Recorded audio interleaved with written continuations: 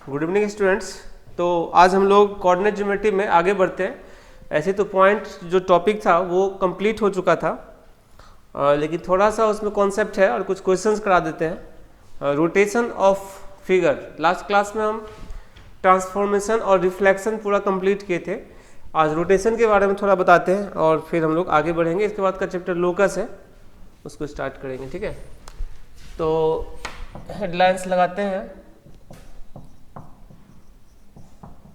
Rotation of figure, कोई figure rotate कैसे करता है और करता है तो क्या होता है। If point x1, y1 rotate about origin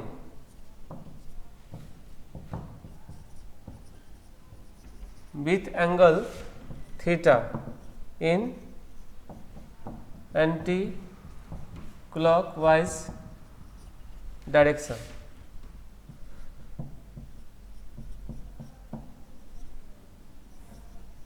then new point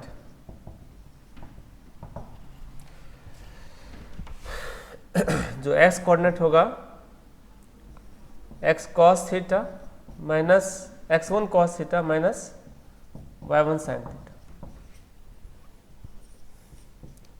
y coordinate होगा x1 sin theta plus y1 cos theta. ऐसे याद रखने के लिए हम इसका डिफरेंशिएशन ये है, साइन का क्या होता है कॉस, कॉस का क्या होता है माइनस साइन, या इसका इंटीग्रेशन ये है कॉस का साइन और साइन का माइनस कॉस, तो माइनस साइन का कॉस। ठीक है, ऐसे याद रख सकते हैं। New point is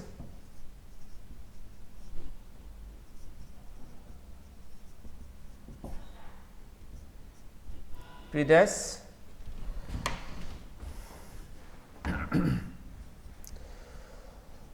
x1 cos theta minus y1 sin theta, comma x1 sin theta plus y1 cos theta.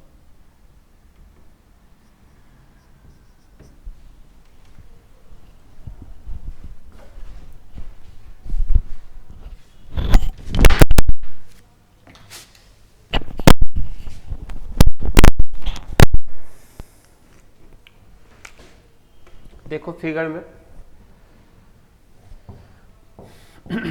जैसे ये पॉइंट है P, ये डिस्टेंस तो वही रहेगा बट ये थीटा एंगल से रोटेट कर गया, मतलब यहाँ पे P डैश आ गया। ठीक है, ये एंगल थीटा है, ये डिस्टेंस और ये डिस्टेंस इक्वल है, OP बराबर OQ, OP डैश है।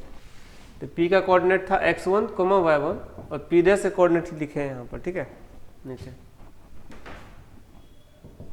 और यहाँ पर हम लिख देते हैं same formula use if axis rotate with angle theta in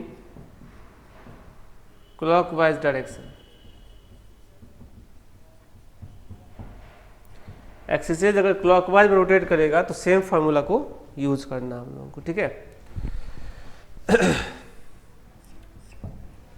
इसको समझाते हैं ऐसा क्यों होता है, सेम फार्मूला क्यों यूज होता है।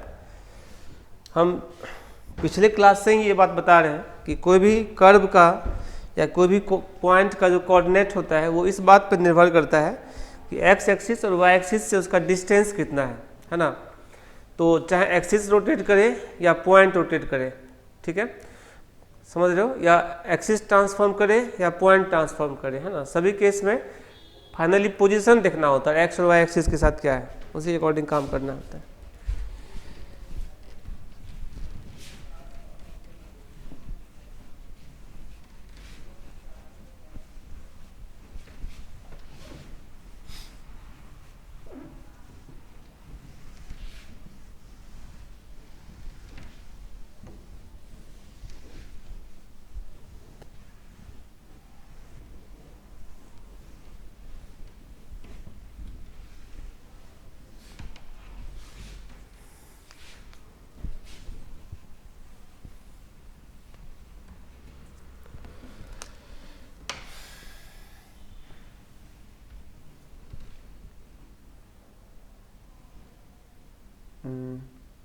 हम ये एक रफ कर रहे हैं, बताना चाह रहे हैं कि पॉइंट रोटेट और एक्सिस रोटेट दोनों सेम चीज कैसे। जैसे मान लो यहाँ पर पॉइंट है और ये पॉइंट रोटेट होकर यहाँ पे आ गया,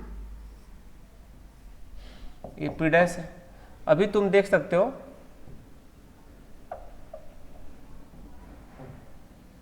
जो न्यू वाला पॉइंट है उसका एक्स और वाई से दूरी कितना, देखो वाई एक्स से दूरी ये है, वाई से दूरी ये है, ये पोजीशन बन रहा है। अगर ऐसा नहीं करके हम क्या करते, पॉइंट को अपनी जगह पर ही छोड़ देते और एक्सिस को ही हम जितना एंगल ये था ना थीटा, उतना एंगल से एक्सिस को रोटेट करवाते थीटा एंगल से, ठीक है।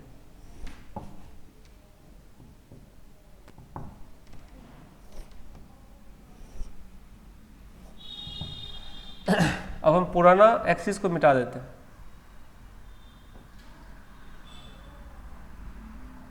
और नया पॉइंट को भी मिटा देते हैं, पॉइंट पुराना ही छोड़ देते हैं, ठीक है। और कॉपी को थोड़ा घुमा के देखो, एक्स से ये दूरी है, वाई से ये दूरी है, जो पोजीशन बना था उस टाइम का वही पोजीशन अभी भी है। तो मेरा ये कहना है कि पॉइंट का एंटी क्लॉकवाइज रोटेट करना मतलब एक्सिस का क्लॉकवाइज रोटेट करना, तो पोजीशन बराबर हो जाएगा, मतलब इसका कोऑर्डिनेट एग्जैक्टली सेम होगा, नहीं जो पिछला बताए थे फिगर वैसा ही होगा ये भी।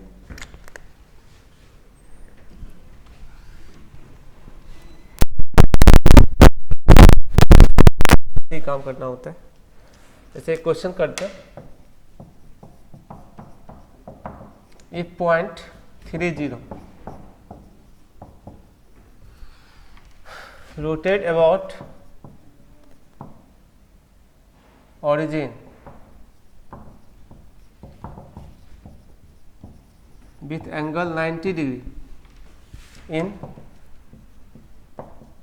anti-clockwise direction, then find new point.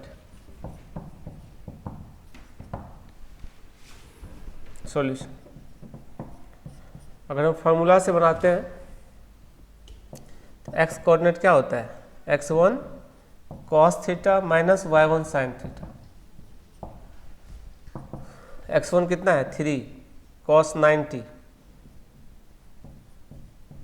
Minus y1 क्या है ऑलरेडी 0 है इंटू sin 90। ये तो ऐसे ही 0 है, cos 90 भी 0 होता है, तो फाइनली क्या होगा 0। y कोऑर्डिनेट जो होगा y1 sin theta, sorry x1 sin theta plus y1 cos theta. x1 मतलब हो गया 3 sin 90 plus 0 into cos 90। cos 90 तो ऐसे 0 होता है, sin 90 1 होता है, तो फाइनली क्या होगा 3। इसलिए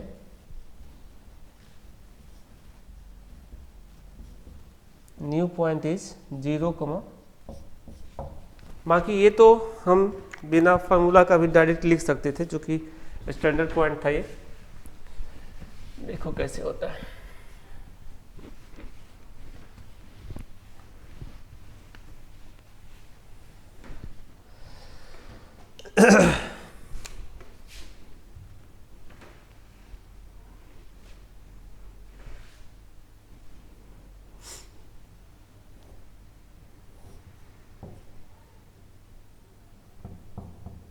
ये है 30 और ये 90 डिग्री रोटेट कर गया, और बेसिक यहाँ पे पॉइंट आएगा P डैश, ये हो जाएगा 0,3, ठीक है।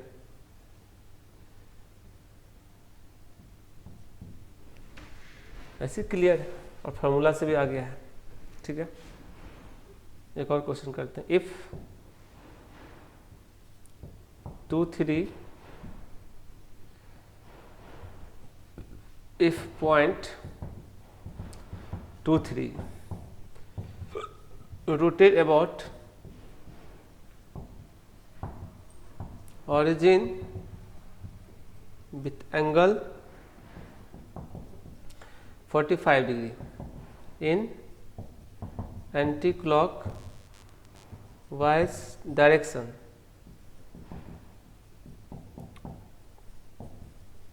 then find new point। Solution.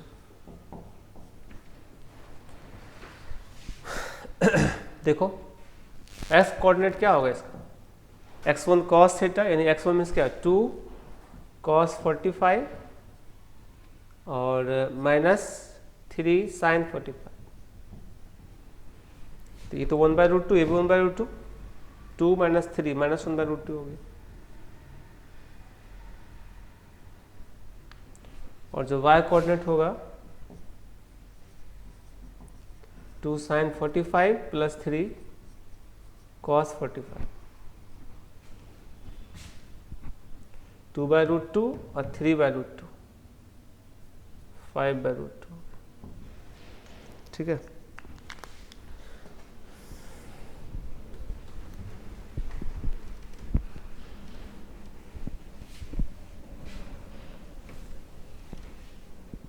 चलिए न्यू पॉइंट इज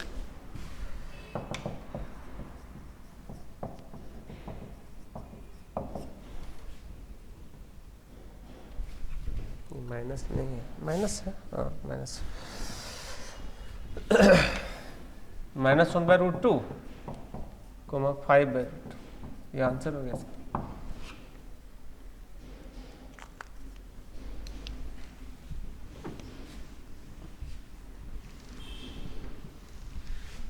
एक और क्वेश्चन कर लेते हैं। If -3 4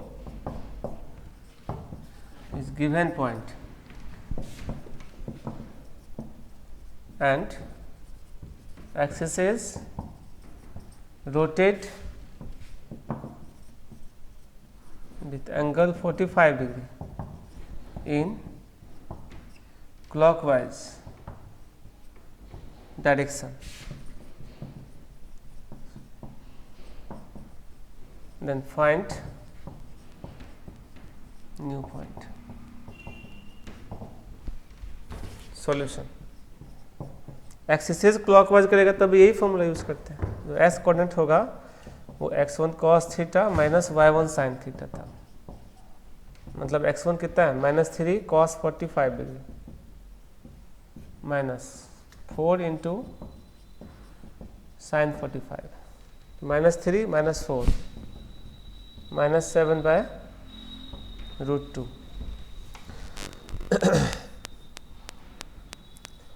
जो y कोऑर्डिनेट होगा x1 sin theta plus y1 cos theta. x1 sin theta means -3/√2 और प्लस 4 फाइनली 1/√2 हो गया।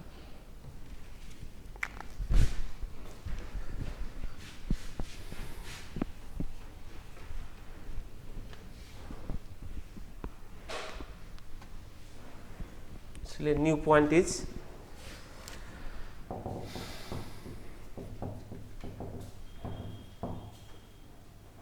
-7/√2, 1/√2, ये इसका न्यू पॉइंट है। ठीक है,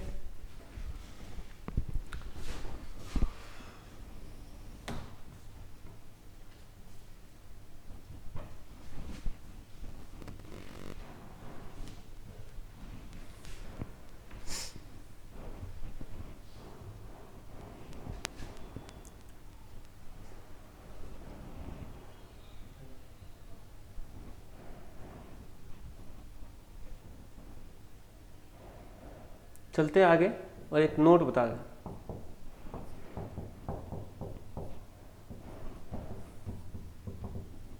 point x1, y1 rotate about origin with angle theta in clockwise direction।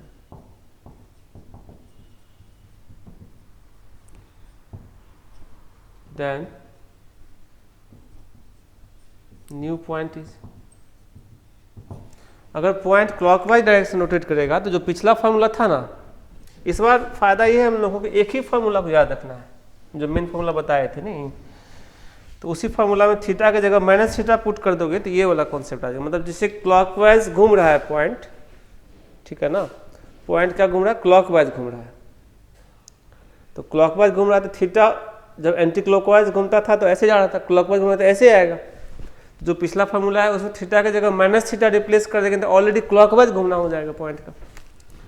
तो put theta is equal to minus theta in previous formula, ठीक है।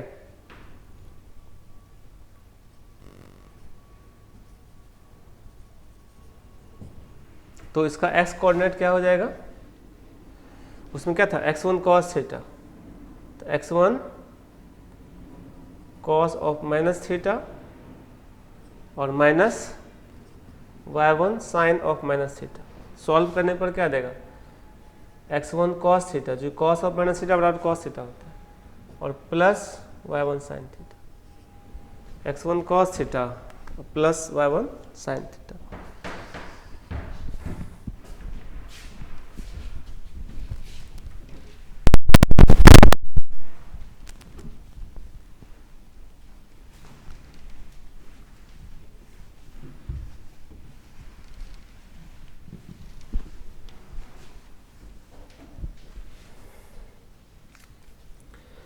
और जो y कोऑर्डिनेट होगा वो हमारा फॉर्मूला था x1 sine of minus theta plus y1 cos of minus theta. तो रिजल्ट हो जाएगा माइनस x1 साइन थीटा और plus y1 cos theta. That is new point is, जो न्यू पॉइंट है वो हो जाएगा P dash x1 cos theta plus y1 sin theta, comma minus x1 sin theta plus y1 cos theta. मतलब इसमें system कुछ ऐसा है, जो पॉइंट है P x1 कोमा y1 ये क्लॉकवाइज डायरेक्शन में मूव कर गया है, ठीक है।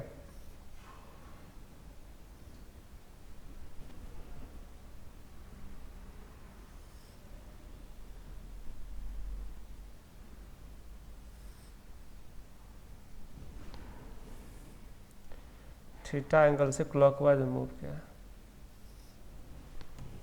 ये डिस्टेंस सेम रखना है।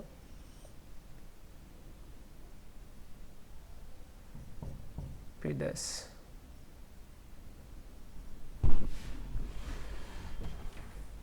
ओपी और ओपी डैश अभी भी सेम, बस रोटेट किया है, अब रोटेशन का कॉन्सेप्ट लगता है, ठीक है। और यहाँ पर भी same formula use,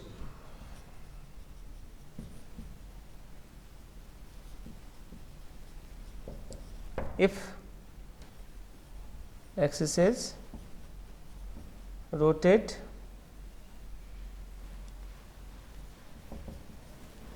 with angle theta in anti-clockwise direction, in anti-clockwise direction। Point यदि क्लॉकवाइज मूव कर रहा है तो एक्सिस एंटी क्लॉकवाइज मूव करेगा, तब जाके पोजीशन सेम बनाएगा, ठीक है। नोट करो जल्दी जल्दी।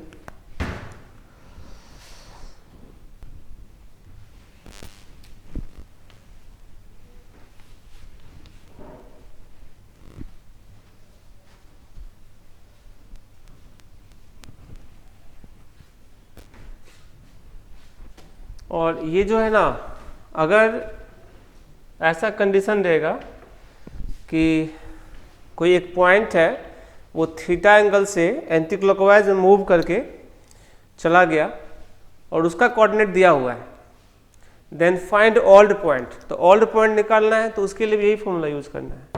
समझ को, थीटा एंगल से एंटी क्लॉकवाइज में मूव करके यहाँ चला गया, वापस से पूछेगा पुराना पॉइंट क्या होगा, तो इसी पॉइंट को वापस से थीटा एंगल क्लॉकवाइज घुमा देंगे तो आ जाएगा ना।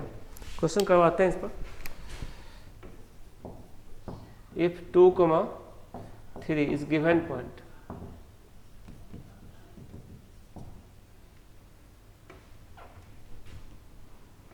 ऐसे मत लिखो। If point 2, 3 rotate about origin with angle 30 degree in clockwise direction, then find new point. अगर क्लॉकवाइज में मूव करेगा तो न्यू पॉइंट क्या होगा ये निकालना है। तो कैसे निकालेंगे देखो,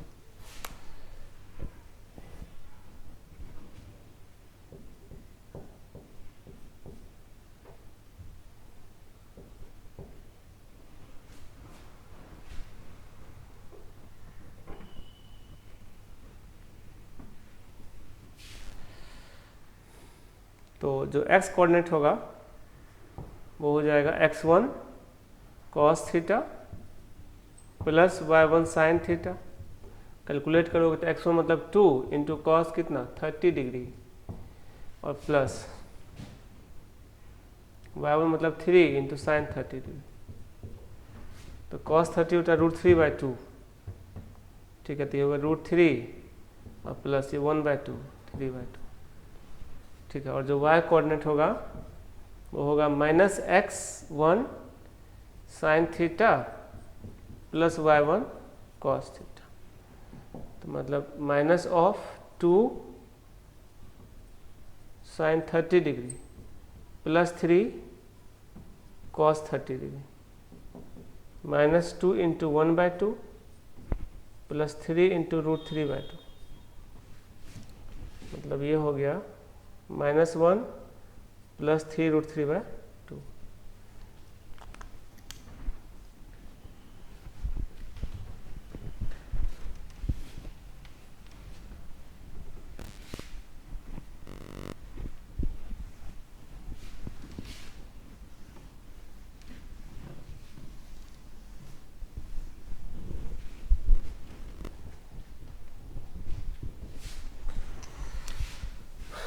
इसलिए new point is √3 plus 3/2 comma -1 plus 3 √3/2। सीधा रिजल्ट। अगर क्वेश्चन ऐसा रहता है, if 3 - 2 is given point and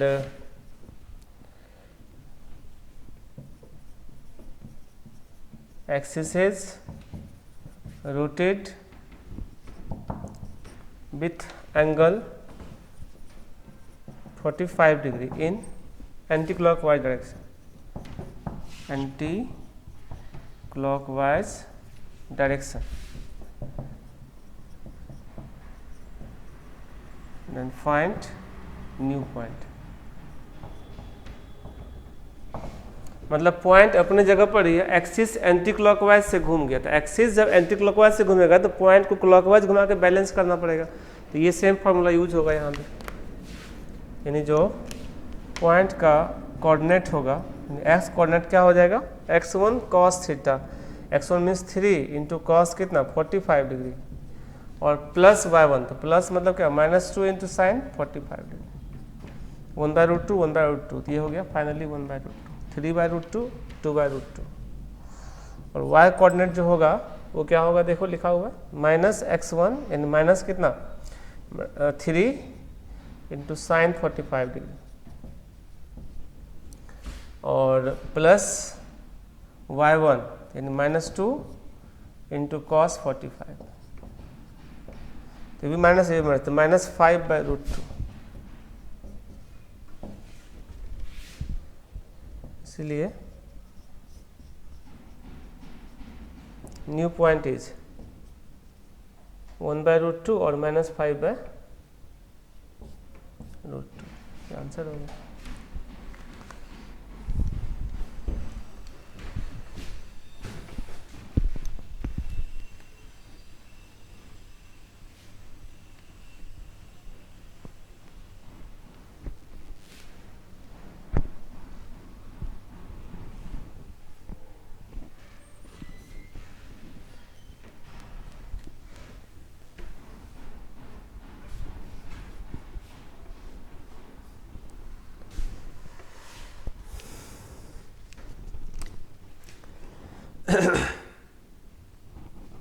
एक और क्वेश्चन करते हैं। इफ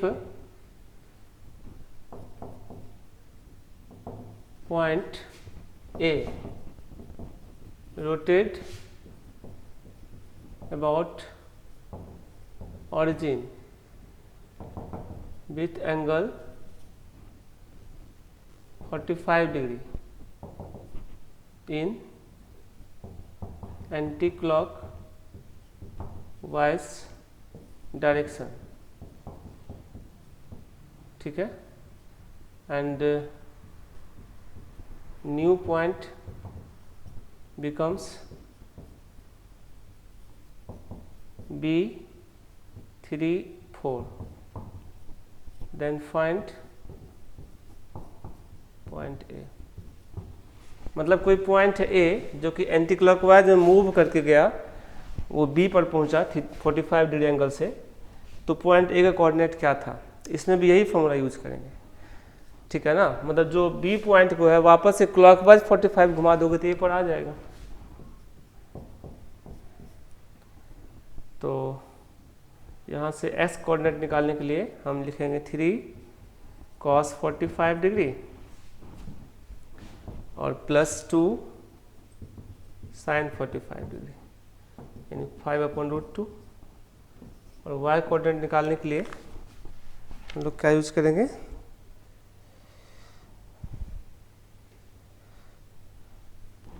y कोऑर्डिनेट निकालने के लिए यूज करेंगे -3 sin 45 और +4 cos 45, तो -3 + 4 1/√2। इसलिए न्यू पॉइंट इज 5/√2 और 1/√2, इसका आंसर होगा।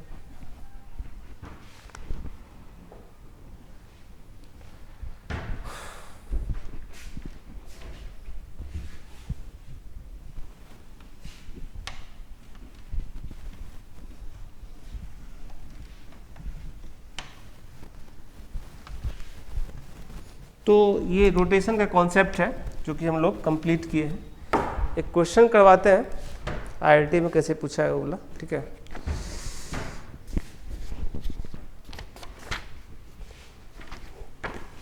देखो क्वेश्चन है, the point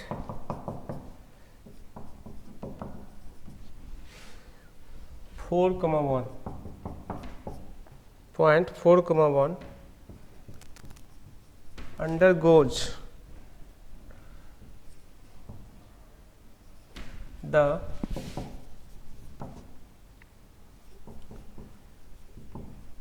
following three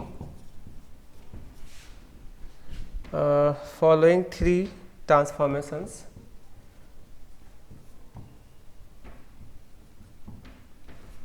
successively,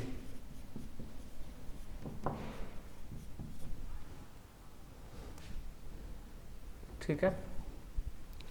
पहला है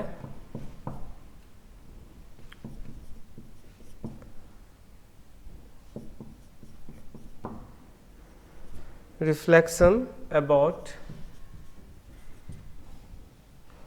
the line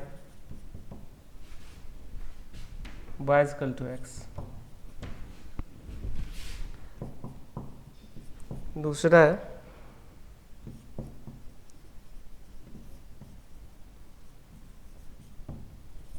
transformation through, translation लिखा है लेकिन ट्रांसफॉर्मेशन में लिख सकते हैं, translation through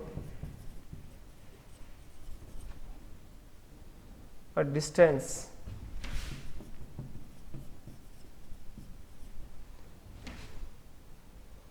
two units along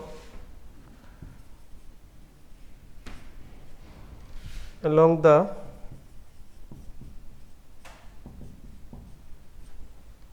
positive direction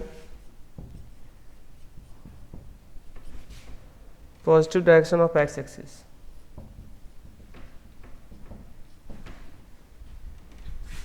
और तीसरा है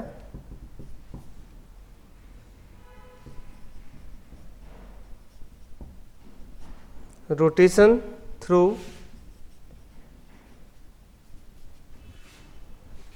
एन एंगल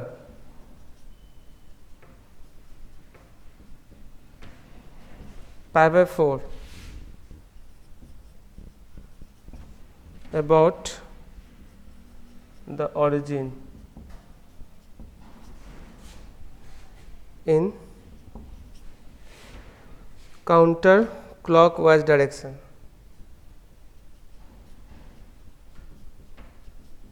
काउंटर क्लॉक मतलब एंटी क्लॉक वाइज होता है, काउंटर क्लॉक वाइज डायरेक्शन।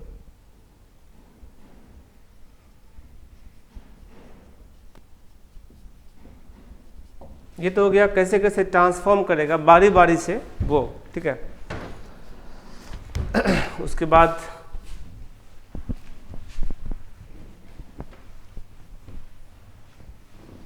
देखो क्या है, उसके बाद है then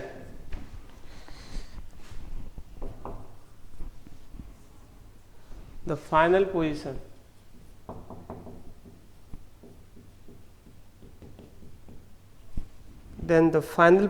of the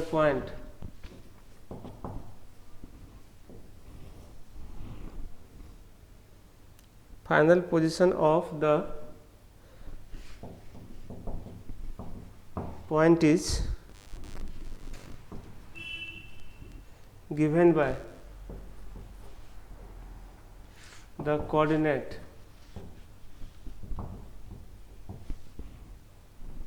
ठीक है। Option A 1/√2, 7/√2। Option B -√2, 7√2। Option C -1/√2, 7/√2। Option D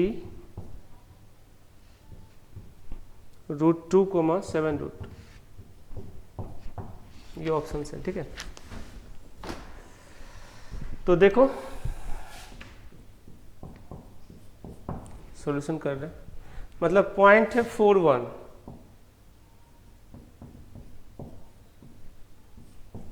पहला जो ट्रांसफॉर्मेशन है वो ये कह रहा है कि reflection about y equal to x. तो क्या बताए थे, y इक्वल टू एक्स के अबाउट रिफ्लेक्शन होता था तो x y इंटरचेंज होता था। मतलब पहला ट्रांसफॉर्मेशन होने के बाद पॉइंट बन जाएगा 1,4, ठीक है। उसके बाद दूसरा ट्रांसफॉर्मेशन होगा तो x एक्सिस जो है कर 2 यूनिट इंक्रीज कर गया है, तो क्या क्या पॉइंट हो जाएगा 3,4। और उसके बाद जो है 3,4 जो पॉइंट है इसमें अगर तीसरा ट्रांसफॉर्मेशन लगेगा, ठीक है, तो क्या करें, रोटेशन अबाउट π/4, यानी क्या हो गया 3 cos π/4 -4 sin π/4। This is x coordinate, 3 sin π/4 plus 4 cos π/4, this is y coordinate. Calculate करोगे फाइनली तो 3 - 4 कितना हो गया -1/√2, और 3 + 4 कितना हो गया 7/। Option C is correct. इसमें तीनों कॉन्सेप्ट यूज हो गया, ट्रांसफॉर्मेशन का भी, रिफ्लेक्शन का भी और रोटेशन का भी। तो ये reflection y equal to x हो गया, तो 4,1 जो है 1,4 बन गया। Translation through distance 2 unit along the positive direction of x axis, यानी x एक्सिस जो है इसका 2 यूनिट इंक्रीज कर गया, तो 3,4 बन गया। अब 3,4 जो है कर रहा है 45 डिग्री से एंटी क्लॉकवाइज डायरेक्शन में रोटेट करेगा। काउंटर क्लॉकवाइज और एंटी क्लॉकवाइज सेम होता है, तो 3 cos 45 - 4 cos sin 45 फार्मूला होता है, ये तो फार्मूला यूज कर दिया और आंसर आ गया। तो बेटा हम लोग रोटेशन का पूरा कॉन्सेप्ट कंप्लीट कर लिए हैं, और इसके बाद हम लोग आगे बढ़ेंगे, कुछ क्वेश्चंस कर लेते हैं। ये चैप्टर अब हम लोग का पूरा कंप्लीट हो चुका है, कोऑर्डिनेट जो चैप्टर है, पॉइंट चैप्टर, ये पूरा कंप्लीट हो चुका है। ऐसे आप लोगों के पास सीट होगा, ऐप में, ठीक है। तो उस शीट को भी आप लोग बनाना।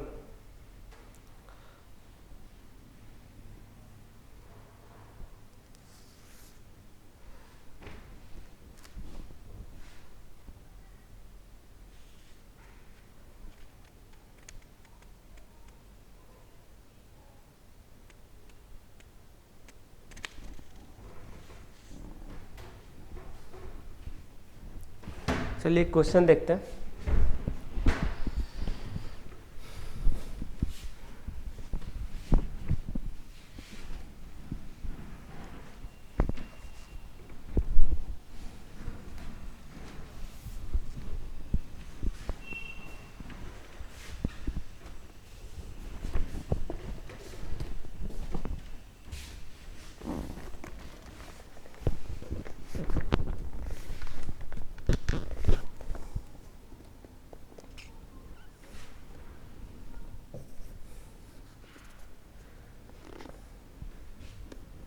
देखिए लेट, ये IIT में 2007 में आया हुआ है, ठीक है। क्वेश्चन कर रहा है late O00 P34 Q60 be the vertices of the triangle, vertices of the triangle PQR, ठीक है, full stop. The point R inside the triangle,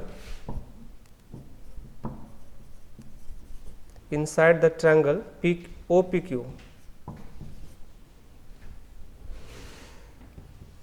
is such that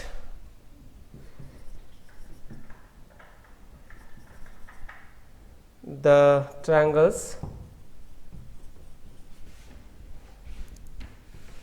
OPR, PQR, OQR are of equal areas, ठीक है। The coordinates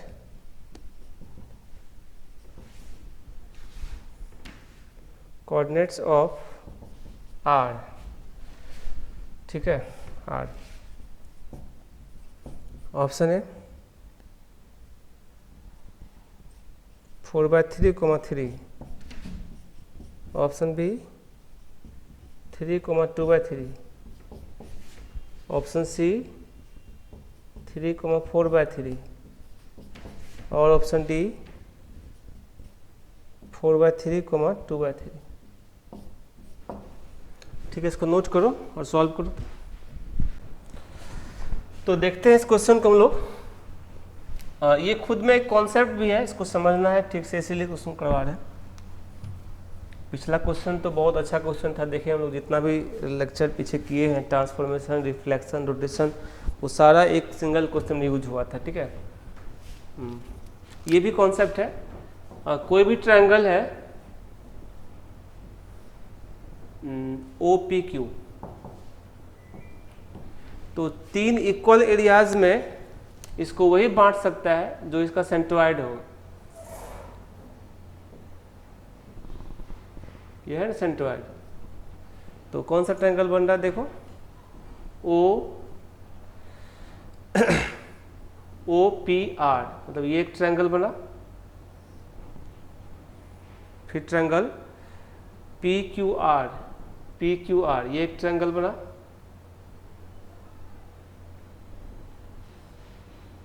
PQR, और फिर triangle OQR। ये centroid होता है इसका, ठीक है। ये ज्योमेट्री का कॉन्सेप्ट, यानी कि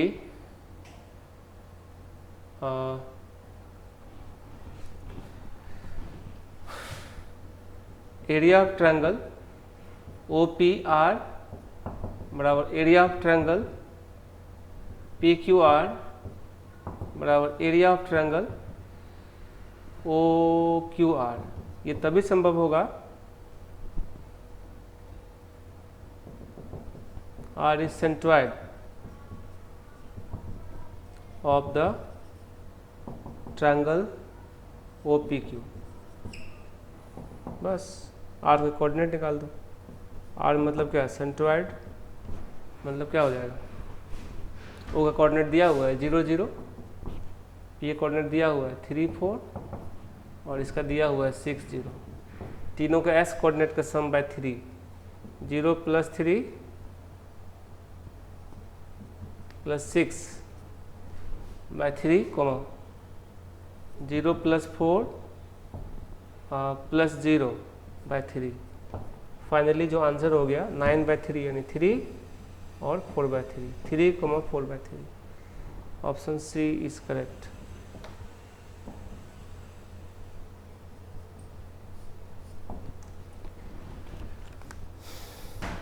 चलते हैं आगे।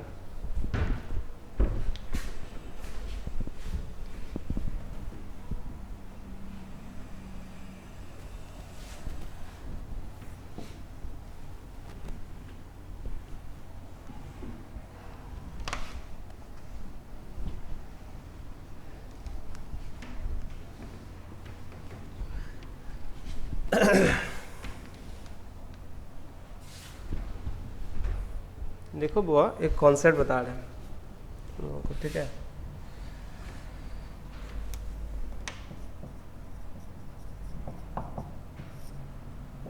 If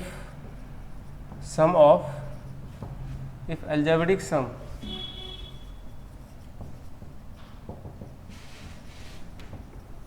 of distances from 3 points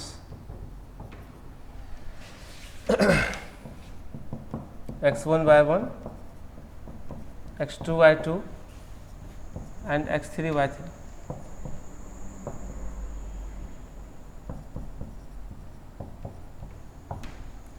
algebraic sum of distances from 3 points इतना to the line ax plus by plus c is equal to 0 is equal to 0, then line always passes through the centroid of the triangle ABC। मतलब ये 3 point है दिया हुआ और ये line है, तो इन तीनों पॉइंट से इस लाइन का जो डिस्टेंस है उसका सम यदि 0 दिया हुआ रहेगा तो इसका मतलब ये लाइन है हमेशा इस तीनों पॉइंट के सेंट्रॉइड से ही पास करेगा। ये नियम है, ठीक है। बताते हैं कैसे, इसको समझा भी देते हैं।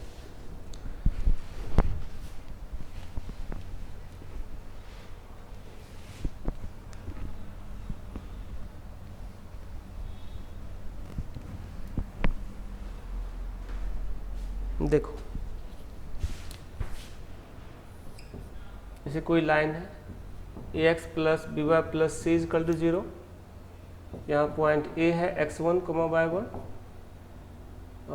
मान लो यहाँ पॉइंट b है x2, y2, यहाँ पॉइंट c है x3, y2। तीनों पॉइंट एक ही साइड नहीं रहेगा, क्योंकि तीनों पॉइंट अगर एक ही साइड रहेगा तो तीनों का साइन सेम हो जाएगा इसमें पुट करेंगे तो, ठीक है। इसलिए एक अपोजिट साइड रहेगा तभी डिस्टेंस का सम 0 हो सकता है। तो यहाँ से इस पे डालोगे परपेंडिकुलर डिस्टेंस, यहाँ से भी डालो परपेंडिकुलर डिस्टेंस,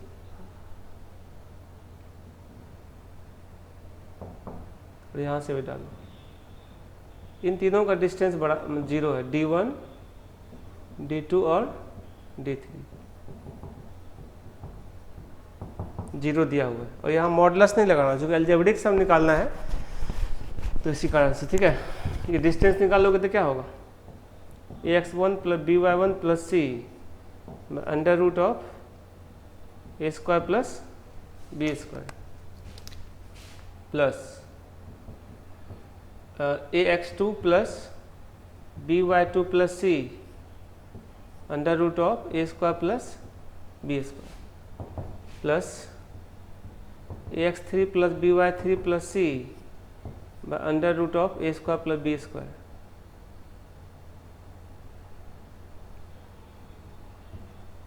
और ये जीरो दिया हुआ है, क्रॉस मल्टीप्लाई करोगे तो सब खत्म हो जाएगा। A into x one plus x two plus x three plus B into Y one plus Y two plus Y three और plus three C equal to zero. Three से डिवाइड कर दो,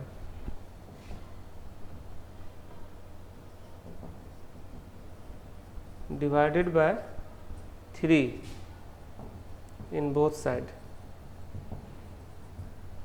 थ्री से डिवाइड कर दोगे तो क्या होगा रिजल्ट देखते हैं, नोट कर लो।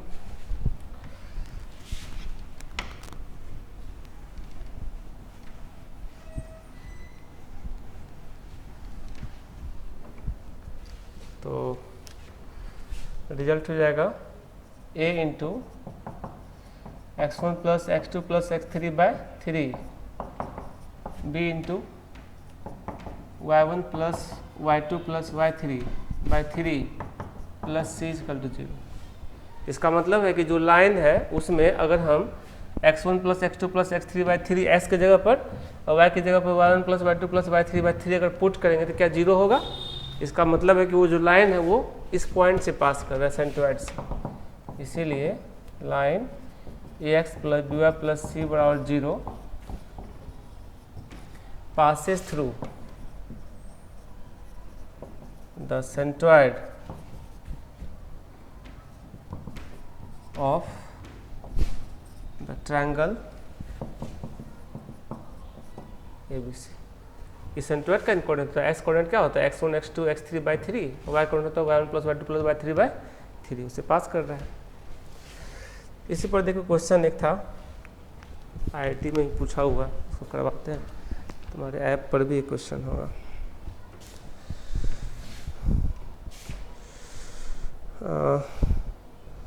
ऐप जो है ना तुम लोग डाउनलोड कर लिए होगे, उम्मीद है सब लोग।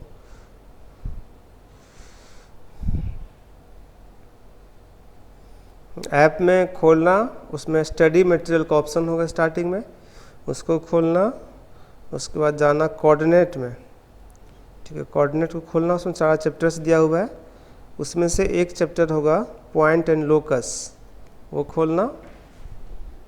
और पॉइंट और लोकस चैप्टर जो खोल दिया उसी का क्वेश्चन नंबर 9 देखना, ठीक है। क्वेश्चन नंबर 9 है, if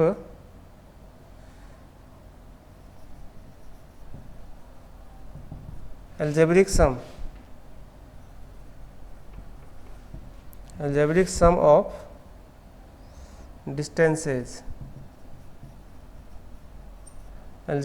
of distances of a variable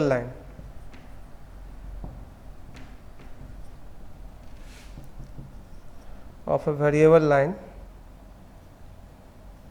from points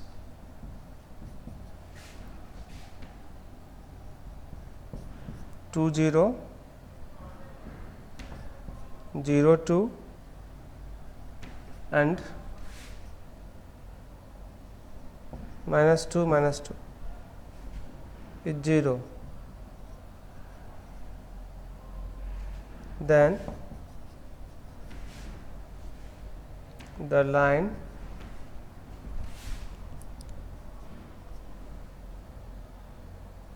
passes through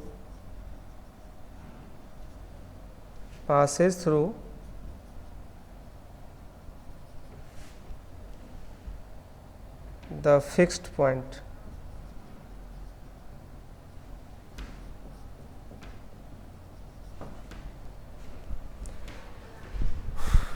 passes through the fixed point.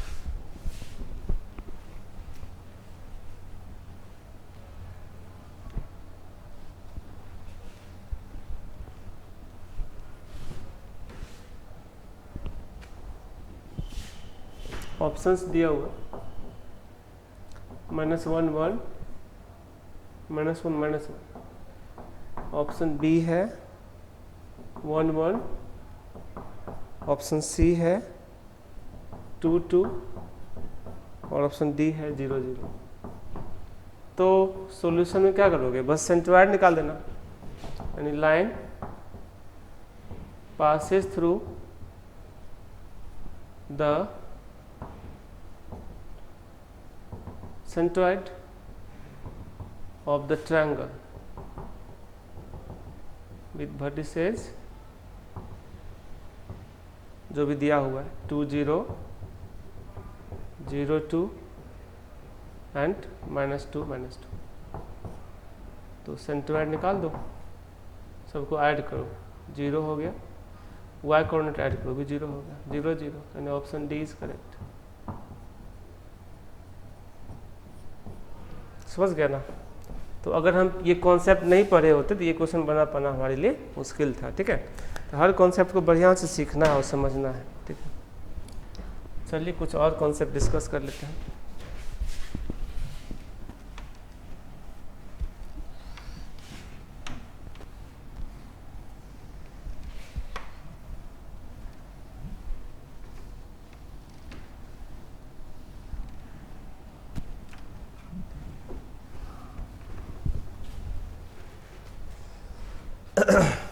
एक कॉन्सेप्ट बता रहे हैं, देखो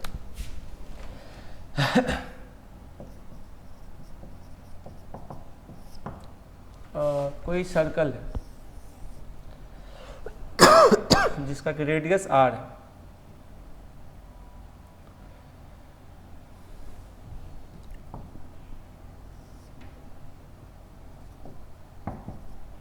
इसका रेडियस r है। ये अगर एक पॉइंट मूव कर रहा है सर्कल पे, तीसरा पॉइंट, तो मैक्सिमम एरिया बनाएगा तब जब ये टॉप पे होगा, यहाँ पर जब ये भी r होगा, और अदरवाइज कहीं होगा तो एरिया फिर घटते जाएगा ना। यहाँ रहेगा तो एरिया क्या होगा, कम होगा, यहाँ रहेगा तो और भी कम होगा, एंड सो ऑन, ठीक है।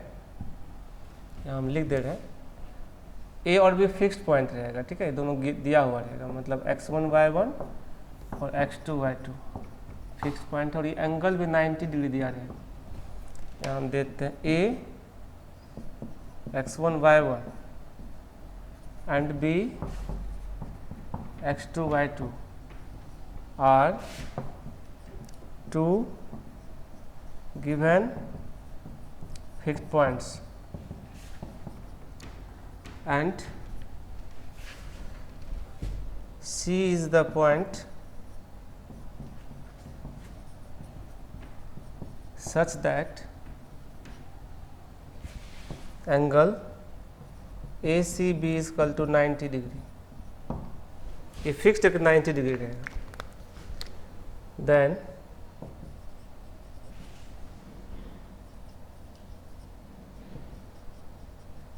Maximum area of triangle ABC is equal to क्या होगा, half into AB into height, यहाँ R हो जाएगा, AB का वैल्यू 2R है, 2 से 2 कट जाएगा, तो फाइनली क्या होगा, R²। याद रखना, जो ट्रायंगल ABC का मैक्सिमम एरिया होगा वो R² होगा, ठीक है। अब यहाँ पर हम कुछ बात डिस्कस कर रहे हैं।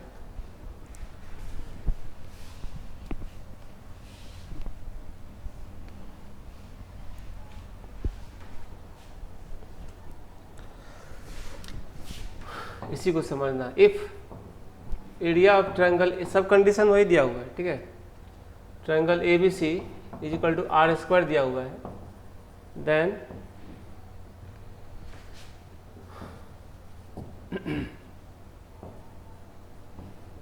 Number of point C is equal to 2। दो पॉइंट ऐसा हो सकता है, एक यहाँ होगा और एक टॉप पे नीचे होगा, ठीक है ना।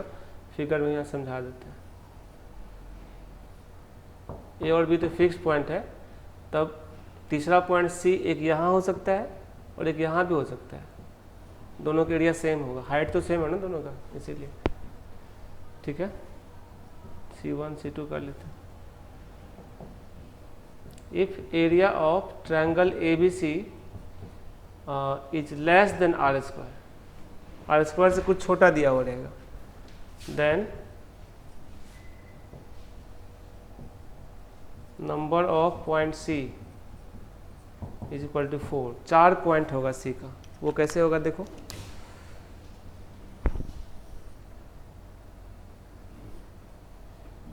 A और B तो फिक्स्ड है, तो मान लो कि यहाँ पर पॉइंट है फिलहाल, जिससे कि एरिया जो है कोई ना कोई फिक्स्ड मिल रहा है जो कि R स्क्वायर से छोटा है। R स्क्वायर तो यहाँ होता है मैक्सिमम एरिया है। अब ये पॉइंट C1 है तो एक ऐसा ही यहाँ मिलेगा पॉइंट C2, इसका भी हाइट सेम है, ऐसा ही नीचे मिलेगा एक C3, ऐसा भी एक यहाँ मिलेगा इसी हाइट पर C3 C4। इस सब का एरिया सेम है चारों ट्रायंगल का। ठीक है, यानी कि कोई एरिया ऑफ ट्रायंगल दिया हुआ रहेगा जो कि R स्क्वायर से छोटा है, फिक्स वैल्यू दिया रहेगा, तो पूछेगा पॉइंट C कितना होगा, तो 4 पॉइंट होगा C। उसी प्रकार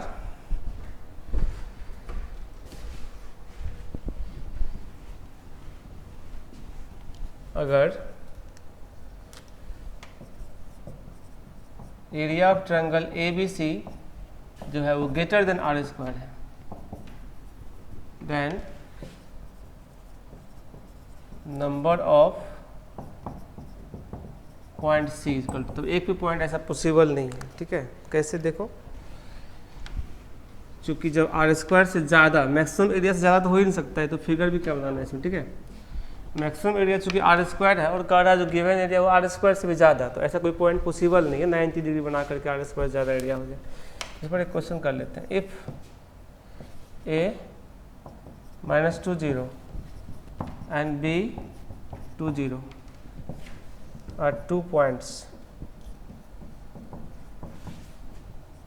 and C be the point such that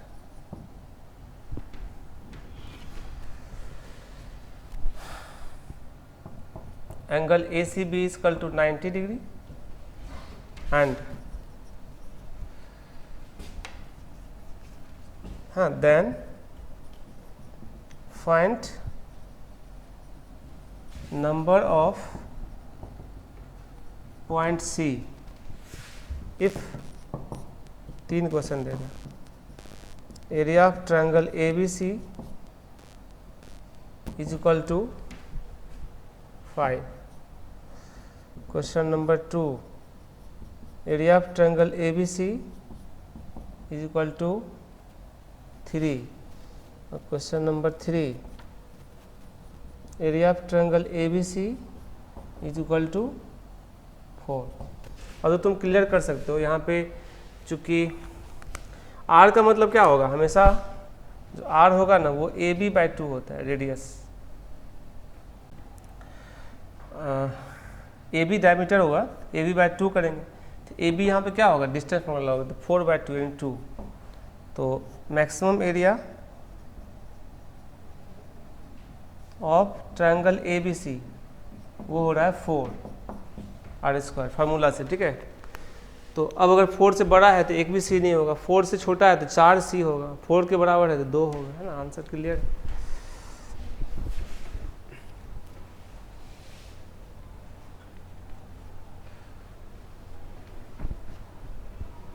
यहाँ से हम सॉल्यूशन शुरू कर दिए हैं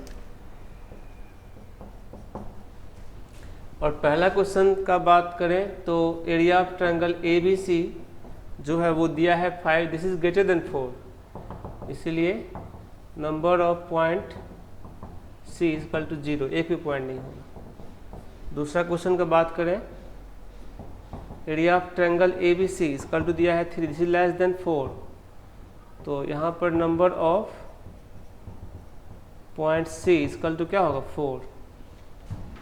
और तीसरा question, area of triangle ABC is equal to दिया है 4, ऑलरेडी मैक्सिमम एरिया के बराबर है, इसीलिए number of point C is equal to क्या होगा 2। यहाँ पर 2 पॉइंट होगा, एक ऊपर और एक नीचे। ये सब बहुत ही इंपॉर्टेंट कॉन्सेप्ट है, ठीक है। तो आप लोग रिवाइज करना और जो शीट आप लोगों को मिला है उसको जो है सही से सॉल्व करना। अब सारा क्वेश्चन सॉल्व हो जाएगा और पॉइंट चैप्टर हम काफ़ी डिटेल में पढ़ चुके हैं, ठीक है। और जो क्वेश्चन नहीं बनेगा तो आप लोग व्हाट्सएप पे उसका नंबर लिख करके भेजना, तो एक डिस्कशन क्लास हम ले लेंगे लाइव वाला, ठीक है। व्हाट्सएप पे जो क्वेश्चन नहीं बनेगा पॉइंट चैप्टर का उसका नंबर लिख करके भेजना है, तो उसका क्लास हम हालांकि एक बैच में हम डिस्कस करा दिए थे, लेकिन बाकी बैच में भी हम करा देंगे, ठीक है। बाकी रिवाइज ठीक से कर लेना। इसके बाद का चैप्टर होगा लोकस, बहुत इंपॉर्टेंट चैप्टर है, उसको हम लोग नेक्स्ट क्लास में डिस्कस करेंगे, ठीक है। थैंक यू, नोट कर लीजिए।